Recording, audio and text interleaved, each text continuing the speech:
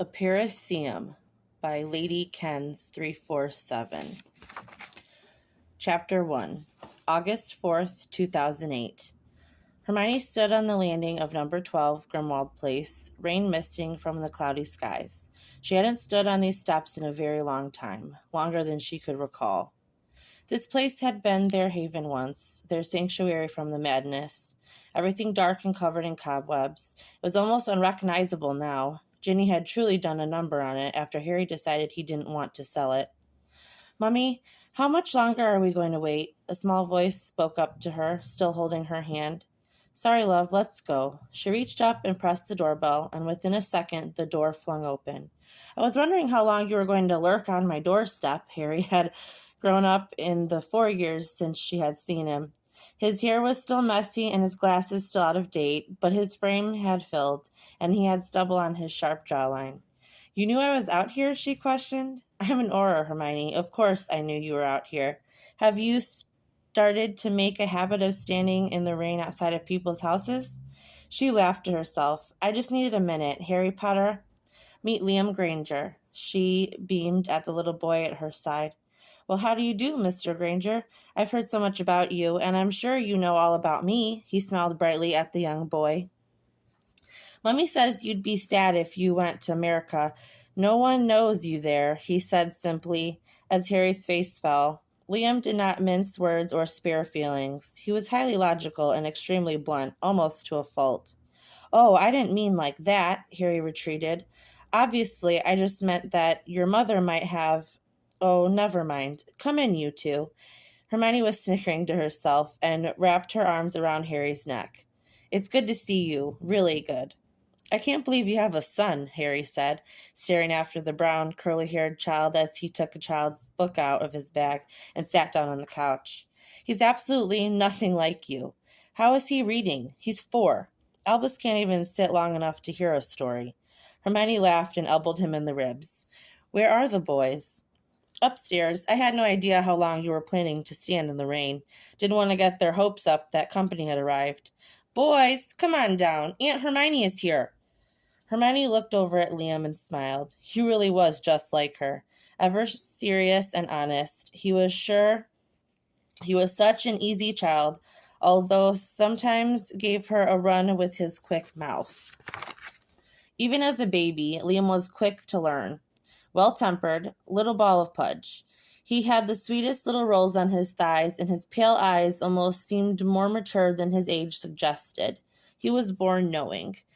"Have you taken him to your parents yet?" Harry asked casually, and Hermione tensed. "I haven't. You know how they are." "Hermione, you know that's not your fault. You did what you thought was right, what was right. Memory spells on muggles. They just don't always work the same. They're still your parents. They still love you. They are completely freaked out by me. They remember up until I was 11, and then they woke up with a fully grown daughter and half a world away. They don't know me. They don't like me." Just then, a thunderous noise came barreling down the steps. 2 young boys stopped abruptly in front of her. "James Potter, is that you?" she blurted. "Hi, Aunt Hermione." James blushed. He was the spitting image of Harry, all messy-haired and green eyes. His glasses were more modern, but it took Hermione's breath away to see the young man before her. "Hello," an even smaller version of Harry piped up from behind his brother, although this one had red hair. "I'm Albus. Mummy says you brought me a friend." Hermione smiled at the pair of them. "Why, yes, I did. His name is Liam. Liam, come say hello," she called into the sitting room. "Mom," he whined. "Liam." She heard a loud, exasperated sigh and begrudging feet being dragged along the floor. "Hello." He tilted his chin up and looked down at his nose at the boys.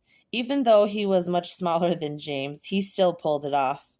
"Can I go back to my book now?" "No. Don't you want to play with Albus?" "Play," he said, as if the word was contaminated.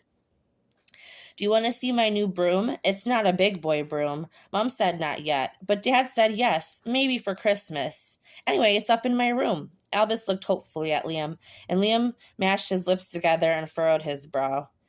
"I guess, because if I say no, I'll get in trouble," he answered honestly.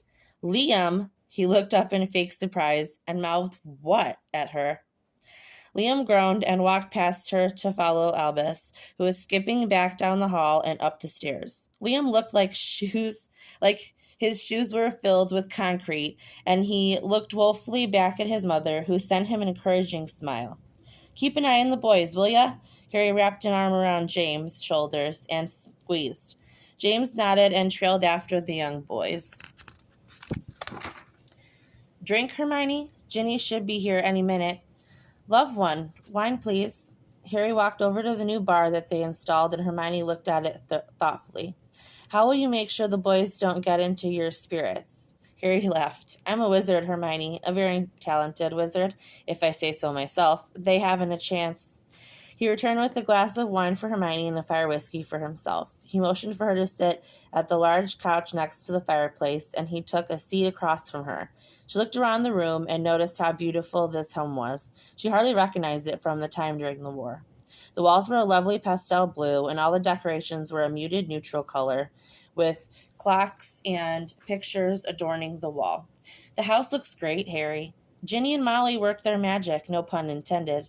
It really did turn out great. I'm happy to still have it. I'll need a proper tour later. Of course. They sat in awkward silence for a few minutes. It had been so long since they'd seen each other face to face. I know you've told me you don't want to talk about it. Harry, she warned. Hermione, you just up and leave, and then almost a year later tell us you've had a child. I need to know what happened. Why'd you leave? Who's the father? Harry, you don't need to know those things. You want to know those things? She paused. Heard from Ron? Harry scoffed. Hardly. Big shot, hardly. Has time to see his own family, the tosser. He's your best friend, Harry, she chided. Is he? He cheated on my other best friend, sold all of our stories for profit, and now travels around visiting every pub in Europe, reminiscing about the golden days, signing books that were basically written by Rita Skeeter, with friends like that. You know, even after everything, I don't think he's a bad guy. He's just lost. He always was. You're a hard act to follow, Mr. Potter. Even I can attest to that. She tipped her wine glass at him and then took a long drink. Hermione, he looked embarrassed, but before he could finish, the Floo roared to life and Ginny strode through, decked out in her Quidditch jersey and fumbling with her duffel and broom. Shit. Sorry. I know I'm late.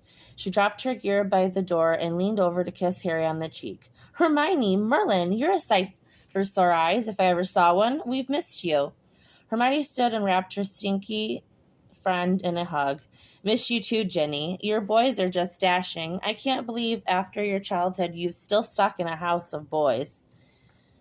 I'm still holding out for a girl. Just have to get old Grumpy Pants on board, she motioned to Harry, who rolled his eyes. Hungry? I've got something ready. Just need to heat it up. Famished. Thanks, Jen. Right. I'm going to pop up and smother your son in a few kisses from a complete stranger. Change, and then we eat. She hurried up the stairs, and Harry looked on after her, a sad look in his eyes. Everything all right? Yeah, it's all right. She's just been busy these days. It's hard on all of us. He smiled at Hermione. But you don't care about all that, so work is okay with you taking a leave? I mean, they don't have much choice, do they? Hermione's parents had never been quite the same since they were tracked down in Australia. They were shocked to find they had a fully grown daughter who was a witch, who had sent them off into an unknown corner of the world, while she fought off a maniac wizard intent to kill off her kind. Yeah, it was a lot. They eventually understood, or tried to, but for the most part they acted as if they had both gone insane at the same time. They never fully recovered. Her dad was worse off. The memory charm affected his short-term memory as well, and he often had a hard time placing the most everyday notions. He would forget what the toaster did, would stare at the radio. Her mom did all right, was definitely the one to help her father. Unfortunately, she had a nasty spill down the stairs and was now nursing a broken leg. Hermione had offered to have Harry come by and heal her, but Jean Granger was horribly wary of any type of magic. She had already made it perfectly clear that she didn't want it to be used in her house. They had never met Liam, never made an effort or requested a picture. She hoped that by meeting him, they would feel a connection to her and her child. Ginny came down the stairs, dressed more casually, and hollered that she would be starting dinner. "How's work?" Hermione broke the silence. "It's going well, up for a promotion here soon, I think. And we are doing some work with closely with someone who has some at Gringotts' vault filled with dark artifacts. We're about to be up to our ears in dark magic. We could certainly use someone with your expertise if you're free." "Whoa, whoa, whoa. I'm planning on being here for 2 weeks max. Money needs me back as soon as I can, and the whole department will probably be in shambles." "Tell me what the hell that stands for again. I'm having horrible flashbacks to spew." "It's SPEW, first of all. Second, it's the Magical University of New York, and I work for the Magical History Department." "Right, knew that." "Right," she laughed. "Dinner smells good. Let's go help Ginny." They made their way into the kitchen and took it as exceedingly good sign that Liam had not snuck away from the Potter boys yet. He wasn't exactly a social butterfly, much more appreciating his privacy. Ginny was finishing dinner and Hermione was helping set the table when the Floo roared, signaling a new arrival. Expecting someone, Ginny turned to Harry and he shrugged his shoulders, making his way into the foyer.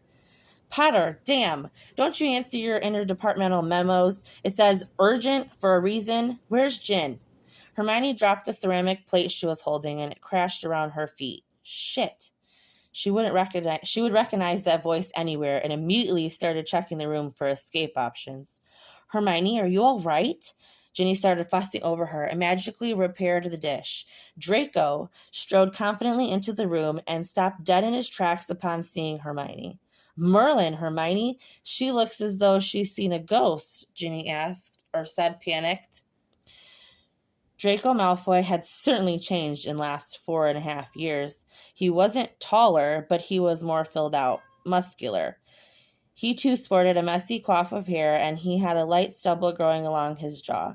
He still had the arrogant smirk twisting up his face, and his two familiar silver eyes were currently burning holes into her skull. "Granger? Glad to see your brain hasn't entirely failed you, Malfoy. Here for dinner?" Ginny finally said when it was clear Hermione was stuck in a trance. "Hey, Gin." He walked over and she offered her cheek and he kissed it quickly, casually. "Sure, I'm starved." "What in the fuck is going on right now? Have I been drugged?" Hermione started patting down her person, checking to see if anything was out of place, maybe an arm or something sprouting from her middle, giving her a clue that this was an extreme hallucination. Hermione, you know I mentioned that person I was working with the Gringotts vault? That would be Malfoy. We've been working together for a few years, actually." "And you didn't think to mention it?" Her eyes wide as saucers as she stared incredulously at her best friend. "And he's in your house, kissing your wife, and all's well?" "We've become, shit, I guess you'd say friends." Harry cringed as he said the words. "Yeah, we're friends. I swear he's not the same prat we hated at Hogwarts." "Hey," Draco hollered, his mouth full of stolen bread. "Come on, mate, even you know you were a right git." "Still, you shouldn't say it. It's rude, you know." "It's been almost 10 years, Hermione. We've all changed. Malfoy, too. Sometimes he shows up unannounced and eats my wife's cooking. I was planning on telling you while you're in town, but I thought he had a date tonight and wouldn't be bombarding our dinner plans. Obviously, I was wrong." "A date?" A stab of jealousy that was unwarranted and definitely unwanted twisted in her gut, and she pulverized it. This was all past her. "I'm sorry." She shook her head. "Hello, Malfoy. I just was a little taken by surprise." Hermione's heart was pounding in her chest, and she was having what she was sure was double vision. I think I should go. You guys hang out. I'm totally knackered after traveling, and I still have to go see my parents." She heard a stampede of feet above them, and her ears started burning. "Liam and you need to eat before you go. I am my mother's daughter, after all. You aren't leaving on an empty stomach." "Who's Liam?" Draco nodded his head at Harry. "Boyfriend?" "Kid." "Kid? Granger, you have a kid?" Well, yes, I really do need to go." "Okay, I'll pop by again." Just then, the stampede made their way into the kitchen, the Potter boys leading the way quickly, followed by Liam. "Hey, Uncle Draco." James nodded, and Draco ruffled his already messy hair and then playfully punched Albus's shoulder. "Right, definitely drugged or worse. Maybe dead?" "Hey, guys, you still up for some Quidditch this weekend?"